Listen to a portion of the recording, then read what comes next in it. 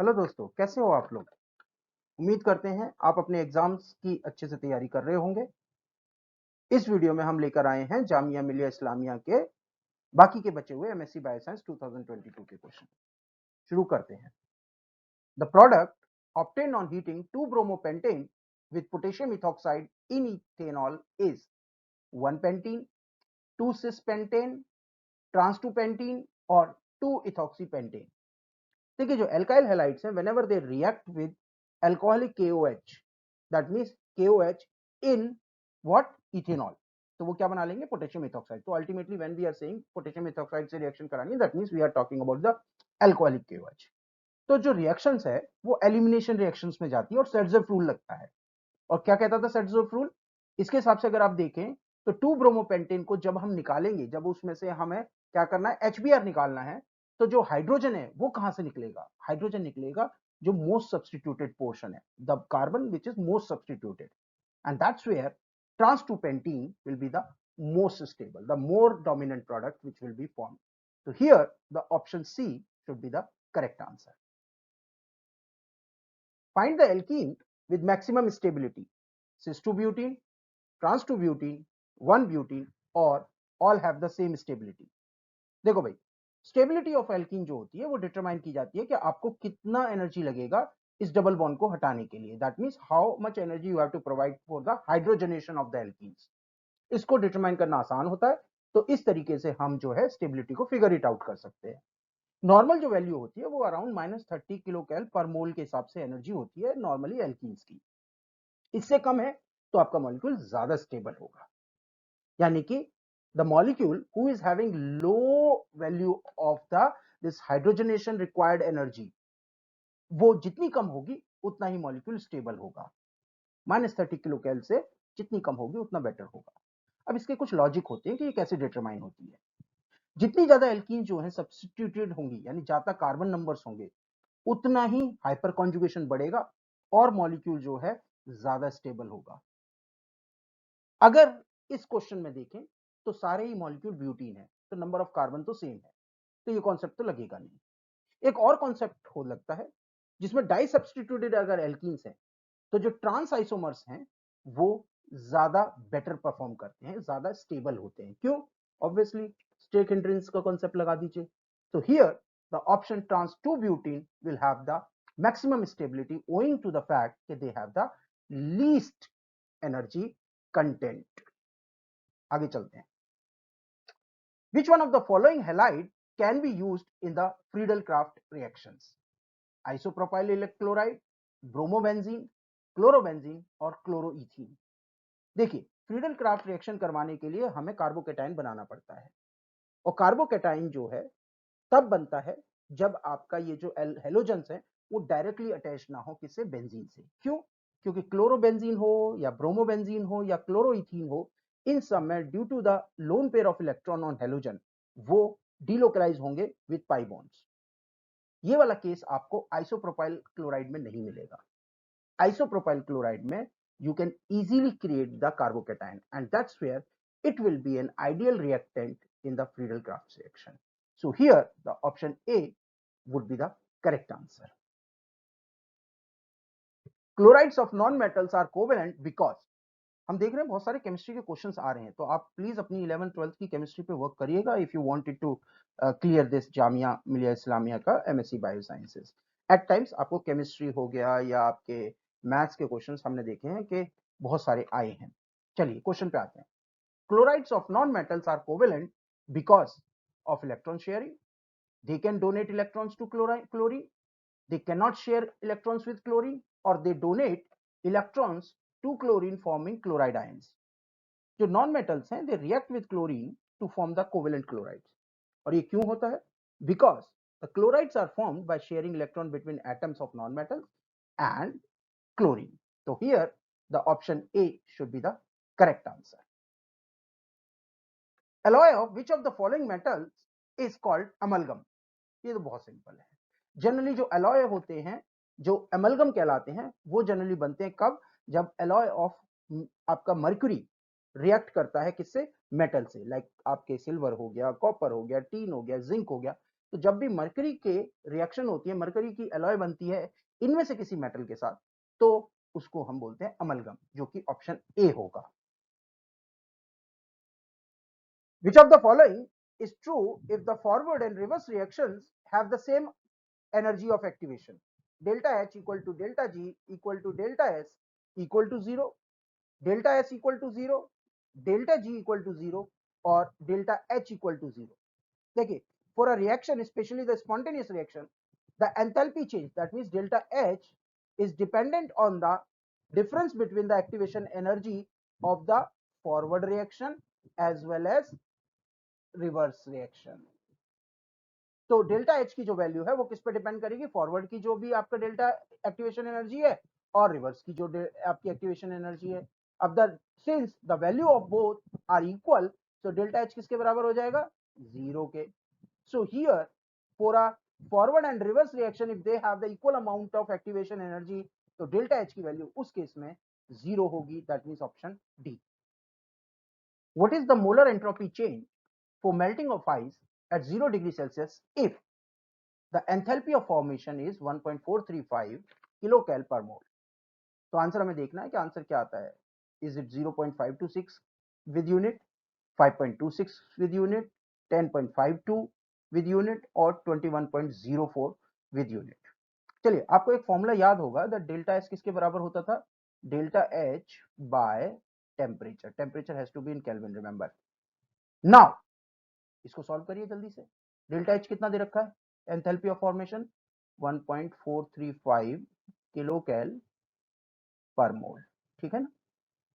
Temperature हमें दिया degree Celsius में, तो टेम्परेचर को 0 डिग्री सेल्सियस को केल्विन में कन्वर्ट करना होगा, तो हमें क्या कर देंगे? 0 + 273 कर दीजिए, सिंपल, ठीक है। अब इसे सॉल्व करिए, सॉल्व करिए जल्दी से। आंसर क्या आएगा? 5.26 इंटू 10⁻³ किलोकैल, और ये हो जाएगा मोल इंटू केल्विन। अब ये जो 10⁻³ है इसको कैलोरी से चेंज कर दीजिए, तो आपका हो जाएगा 5.26 कैलोरी पर मोल इंटू केल्विन। कौन सा है ऑप्शन? Option B. तो here the option B has to be the correct answer.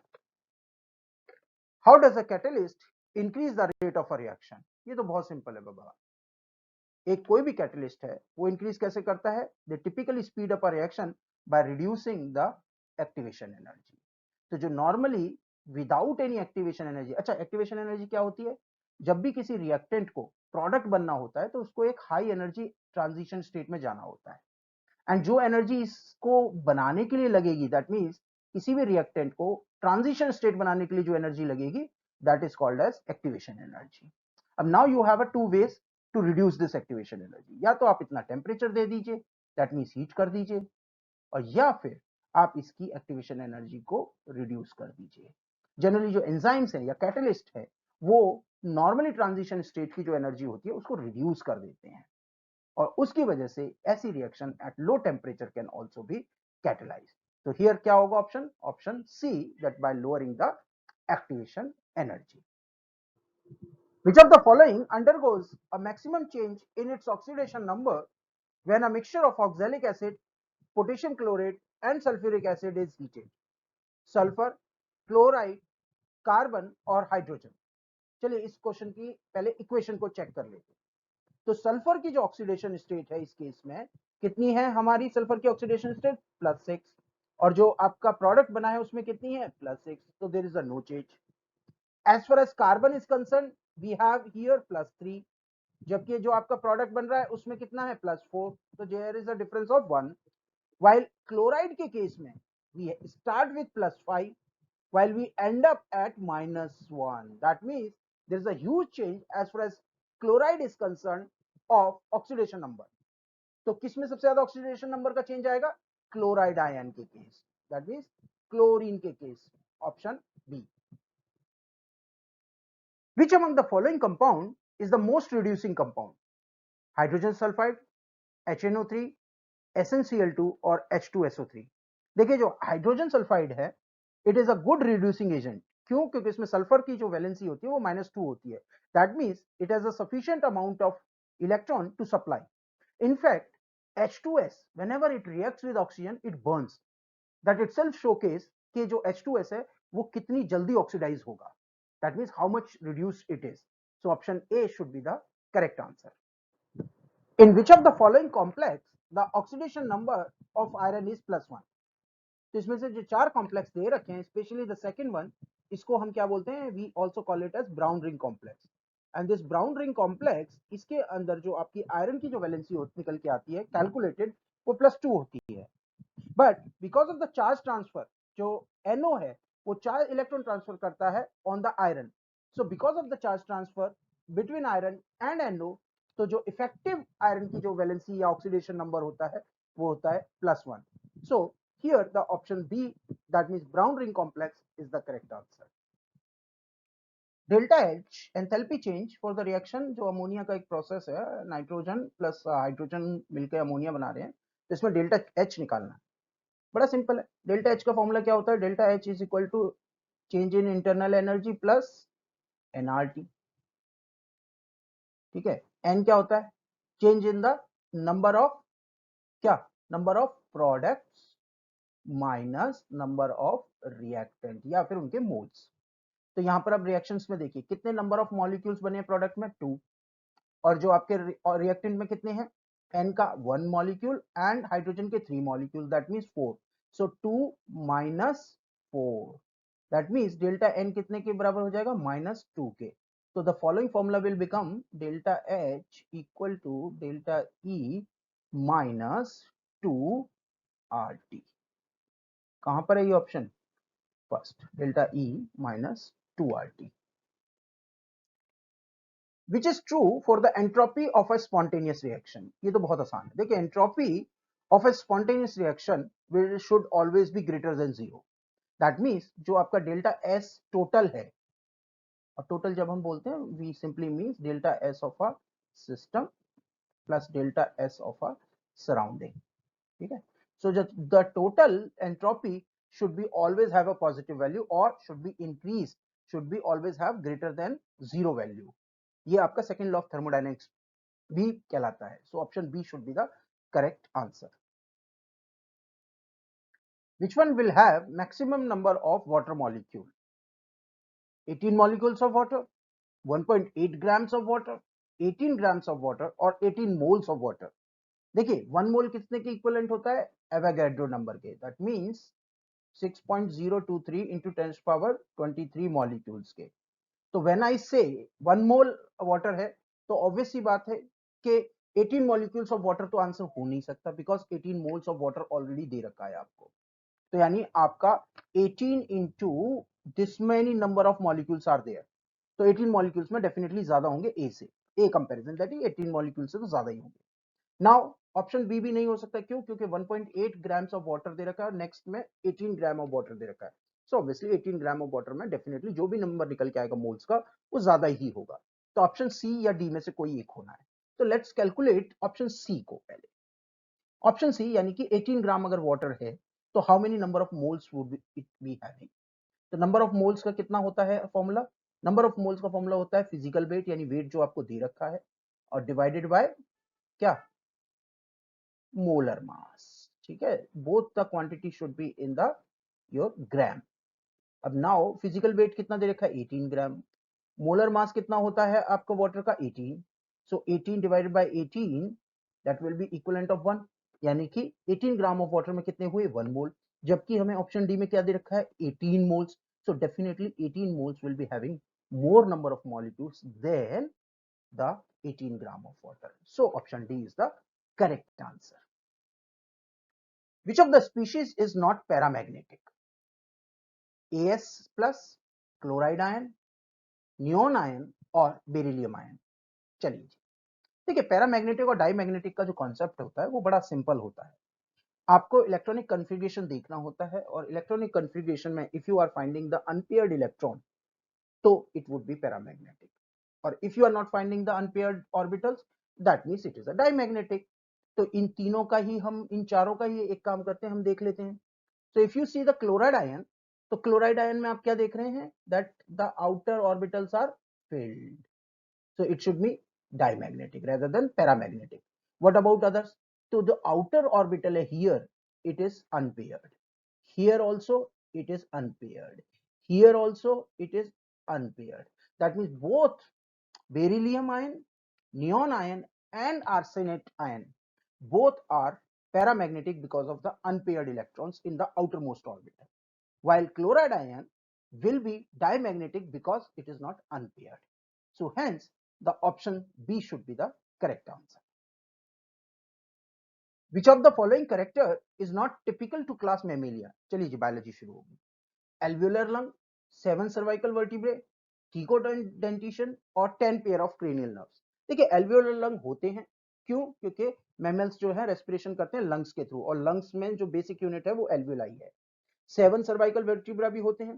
थीकोडेंटिशन का मतलब है that the teeth are in the sockets, bony sockets. हमारे अंदर बोनी सॉकेट्स में होते हैं टीथ, तो थीकोडोंट भी होता है. 10 pair of cranial nerves, no, we have 12 pair of cranial nerves. So that means the option D is the correct answer, that 10 pair of cranial nerves is not typical to class Mammalia. Rather we have 12 pair of cranial nerves, and you should remember the names of those also, because at times they may ask you the names of those cranial nerves which are found in Mammalia or other representative organism. ठीक है, चलिए. Notochord occurs throughout the life and all through the length of the body in cephalochordate, hemichordate, urochordate और vertebrate. देखिए जो सिफेलोकॉर्ड्स और vertebrates होते हैं दोनों में ही नोटोकॉर्ड्स होती है, but in the case of vertebrates ये जो नोटोकॉर्ड है ये रिप्लेस कर दी जाती है बोनी वर्टिब्रे से इन द एडल्टहुड, जबकि सिफेलोकॉर्डेट्स एंटायर लाइफ स्पेन में from length of the body, entire length of the body उनमें नोटोकॉर्ड रहती है. इन ट्यूनिकेट्स लार्वल फॉर्म में नोटोकॉर्ड होती है, बट एडल्टहुड में नोटोकॉर्ड नहीं होती है. तो सिफेलोकॉर्ड्स के अंदर नोटोकॉर्ड ना केवल पूरी लाइफ में रहती है बट एंटायर बॉडी को कवर करती है. इसीलिए the answer of this question would be A, option A, cephalochordate. Cnidarian is characterized by tissue level of organization, nematoblast, coelentron, and all of the above. Cnidarian, they have a true coelom or coelentron, they are diploblastic, and they also have a tissue level organization. They also have a specialized stinging structure for defense called nematoblast. तो Cnidaria में क्या क्या होगा? Tissue level organisation है, नेमेटोब्लास्ट भी है, सीलेंट्रोइन भी है, दैट मींस सभी है, all of the above. Flame cells are the excretory structure for, ये तो बहुत आसान है, ये बहुत इस तरह के क्वेश्चंस आते हैं एक्सक्रीटरी सिस्टम पे कि डिफरेंट डिफरेंट ऑर्गेनिज्म में कौन कौन से एक्सक्रीटरी सिस्टम होते हैं, सेल्स होती हैं, तो आपको याद होने चाहिए. फ्लेम सेल्स जो हैं वो कैरेक्टरिस्टिक excretory system है. Just like kidney we have, they have the excretory organs as in flame cells in flatworms यानी platyhelminthes, rotifers and nematrians. तो यहाँ पर जो ऑप्शन सी है वो करेक्ट आंसर होगा, दैट platyhelminthes. जैसे कि आप देख सकते हैं कि यहाँ पर हमने एक शो किया है एक platyhelminthes को, they are having these flame cells for the excreta, removing the nitrogenous waste. So here the option C is the correct answer, that platyhelminthes या flatworms में flame cells होती हैं as an excretory structure. Phylum Porifera is classified based on branching, symmetry, spicules और reproduction. देखिए जो पॉरीफेरन्स होते हैं, they are composed of sponges और इनके अंदर जो है ट्रू टिश्यू नहीं होते, इनके अंदर बॉडी सिमेट्री नहीं होती और they are sessile, and these are classified based on the spicules. That means option C. Which of the following statement is not applicable to viruses? The virus replicates in a bacterial host, सही है, bacteriophage बोलते हैं. The protein coat of a virus does not enter the host cell, ये भी सही है, capsid कभी भी नहीं जाता, ये हार्शे एंड चेज का एक्सपेरिमेंट इसी के बेसिस पे था. The genetic material is DNA and RNA, ये भी सही है, DNA बेस्ड आपका लैम्डा फाज होता है, RNA में आप कोरोना का एग्जांपल ले सकते हैं. Virus replicate autonomously in the absence of the host, ये गलत है. Virus are acellular because they absolutely require, सारे वायरसेस दुनिया में they absolutely require an host in order to grow, चाहे वो कोरोना हो, चाहे लैम्डा फाज हो, M13 हो या कोई और वायरस. सभी viruses they attach to the host cell, inject their DNA और RNA whatever the genetic material is, and then they hijack the machinery जो होस्ट की होती है और फिर वहां पे वो प्रोपोगेट करते हैं एंड लाइसिस करके रिलीज हो जाते हैं. So here the virus replicate autonomously, ये गलत होगा statement as far as the virus is concerned. During DNA replication, the synthesis of the lagging strand of DNA result in the fragments known as, ये तो बहुत आसान है, देखिए आप लैगिंग स्ट्रैंड पे आप देखते हैं कि डीएनए जो सिंथेसिस है वो डिसकंटिन्यूअस होती है, और इनको सबसे पहले हमें प्रेजेंट किया था ओकाजाकी ने, अ जापानीज साइंटिस्ट। तो जो इन फ्रेगमेंट्स को हम बोलते हैं ओकाजाकी फ्रेगमेंट, जो प्रोकैरियोट्स में जनरली शॉर्ट स्ट्रेचेस होते हैं और डिसकंटिन्यूअस होते हैं, जिन्हें बाद में जोड़ा जाता है थ्रू लाइगेज। तो here the Okazaki fragments are the correct answer. cDNA synthesis from RNA is being done by the enzyme DNA polymerase नहीं, DNA synthetase गलत, DNA convertase नहीं, reverse transcriptase yes। हमारे प्रीवियस वीडियो को अगर आपने नहीं देखा है तो उसमें देखिएगा, आरटीपीसीआर पे क्वेश्चन था और वहां पर हमने इसको डिस्कस किया है इन डिटेल। चलो एक बार और दिखा देते हैं कि जब भी आपके पास आरएनए बेस्ड जेनेटिक मटेरियल होगा तो you absolutely require reverse transcriptase in order to make a cDNA, and that's where this reverse transcriptase has to be the correct answer. Same thing is found in the coronavirus also। अब corona इसलिए बात करें कि corona को you guys are aware of it। तो reverse transcription हमेशा reverse transcriptase के बिना नहीं हो सकती, जिसके लिए बाल्टीमोर को नोबेल प्राइज भी मिला था।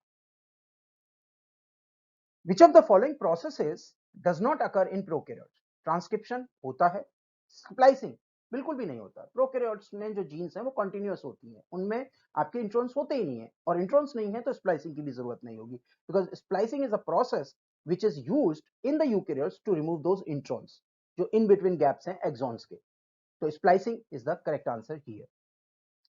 The mRNA codon of a valine is GUC, UGG, CCA और TTG। देखिए mRNA है तो T तो होगा नहीं, ठीक है ना। अब हम बात करते हैं कि कोडॉन्स जो हैं वो कौन से होंगे।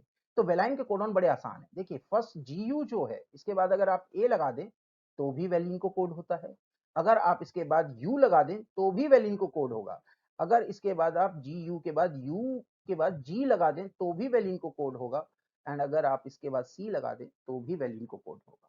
That means GUA, GUU, GUG, GUC all codes for valine, or here the option GUC should be the correct answer।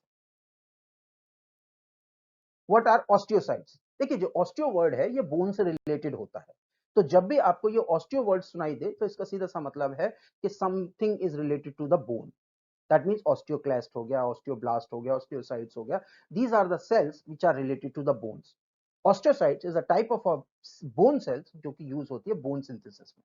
तो here the option B is the correct answer. Which is the largest cell in the human body?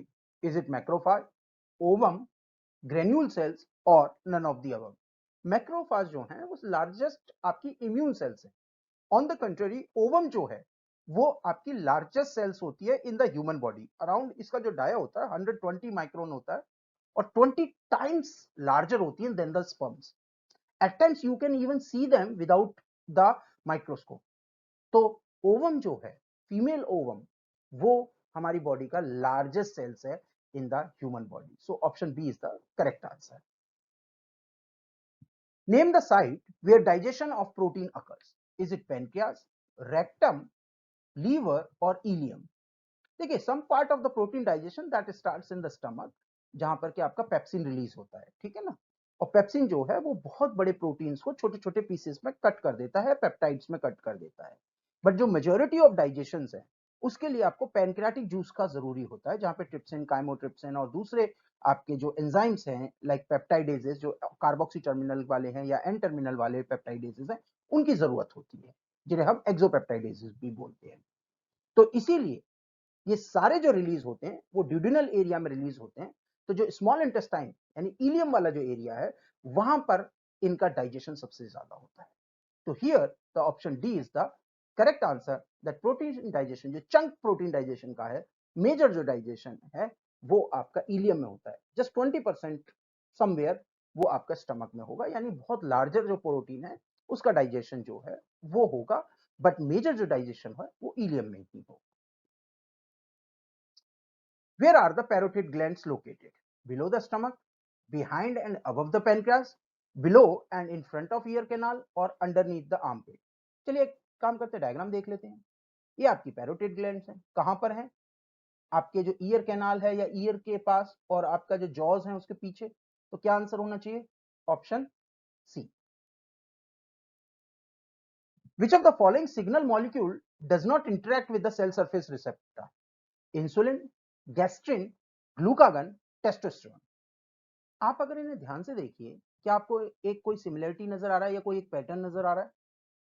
Insulin, gastrin, glucagon, they all are protein based receptor यानी hydrophilic receptor molecules हैं। ये जो तीनों ही hormones हैं ये hydrophilic हैं, that's where they can not cross the cell membrane. On the contrary, testosterone is an steroid hormone. Steroid hormone की क्या खासियत होती है? They are hydrophobic and that's where they can cross the plasma membrane. और plasma membrane को cross करने की वजह से they can go bind to their receptor protein जो कि साइटोसोलिक होते हैं and then they can talk to the DNA. इसीलिए जो आपके जो स्टेरॉइडल हार्मोन्स हैं उनके रिसेप्टर को हम न्यूक्लियर रिसेप्टर्स भी बोलते हैं। They never bind to the cell surface receptor, and that's where option D is the correct answer. Which of the following scientists credited the first bioinformatic database? Dayhoff, Pearson, Richard Durbin, or Michael J. Dunn? Margaret Bailey Dayhoff, she was an American chemist who is known to create the first time protein and nucleic acid databases. So she is being credited for creating the first time the bioinformatic databases. Remember, ये वो time था जबकि आपके internet बहुत ज्यादा develop नहीं था, तो hence the option A should be the correct answer. The human genome contains approximately 6 billion base pairs, 5 billion base pair, 3 billion base pair और 4 billion base pair. जो एक हैप्लॉइड जीनोम कंटेंट है वो हमारा 3 billion base pair DNA package करता है into 23 chromosomes. That means हमारी body के अंदर अराउंड 6 बिलियन बेस पेयर होंगे इन अ डिप्लॉइड सेल्स। तो here the question is confuse. अगर हमारा ह्यूमन में हैप्लॉइड बोलेंगे तो हमारा 3 बिलियन होगा, बट अगर हम डिप्लॉइड बोलेंगे तो 6 बिलियन होगा। तो अभी हम मान के चल रहे हैं कि हैप्लॉइड जीनोमिक कंटेंट को पूछा जा रहा है, but otherwise 6 billion base pair is also correct depending on diploid का केस है। तो option C is the correct answer. Proteomics refers to the study of set of proteins in a specific region of the cell, biomolecule, set of proteins or the entire set of expressed protein in the cells. देखिए जो proteomics है it is a large scale study of proteins in various biological sample. या तो पूरे cell होगा या पूरा organ होगा या फिर पूरा ऑर्गेनिज्म भी हो सकता है। तो प्रोटियोमिक्स किसके लिए होगा? कितना कोई भी एक बायोलॉजिकल सैंपल प्रोड्यूस कर रहा है the all sorts of express protein, चाहे वो सेल हो, ऑर्गन हो या इवन ऑर्गेनिज्म हो। तो option D is the correct answer. The computational methodology that tries to find the best matching between two molecules, a receptor and ligand, are called. That's very easy. आज की date में we know that drug designing या in silico chemistry में molecular docking is often used. और वो किस लिए use होता है? To find the interaction compatibility between receptor and ligand. तो जनरली अगर हमें ये पता करना है कि कौन सा ड्रग बेस्ट टारगेट कर सकता है किसी एंजाइम को या किसी मेटाबॉलिक पाथवेज को, तो generally we use the molecular docking process. So option C is the correct answer. Which of the following is the first completed and published gene sequences? 5 into 174, T4 phage, M13 phage or lambda phage? देखिए जो first full DNA genome which was sequenced was of bacteriophage 5 into 174 और ये कब हुआ था? 1977 में। तो option A should be the correct answer. The main function of the guard cell is to help with, that's very easy. guard cell क्या होती है? guard cell जो होती है वो स्टोमेटा को सराउंड करती हैं और they regulate the closing and opening of stomata. अब जो स्टोमेटा है उसकी क्लोजिंग कब होनी है, कब वो खुलेंगे, कब वो बंद होंगे, इससे क्या होगा? जो वाटर लॉस है उसको हम मिनिमाइज कर सकते हैं and that's where this process is called as transpiration. यानी वाटर लॉस जो होता है वो ट्रांसपिरेशन है।